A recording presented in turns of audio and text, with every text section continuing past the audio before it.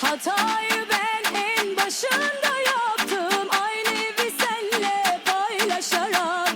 Kendimi çok takdir edeceğim, ayrılığı kutlayarak. Vedalaşırken üzülmüş gibi tutma ellerimi acıyarak. Kendine dev aynasında değil, boy aynasında bir bak. Acım taze, kurtulamazsın gözlerini kaçırarak.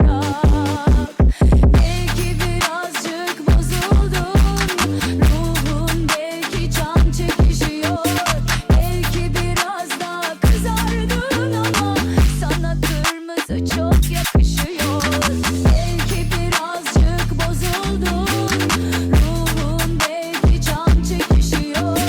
Belki biraz daha kızardın ama sana kırmızı çok yakışıyor.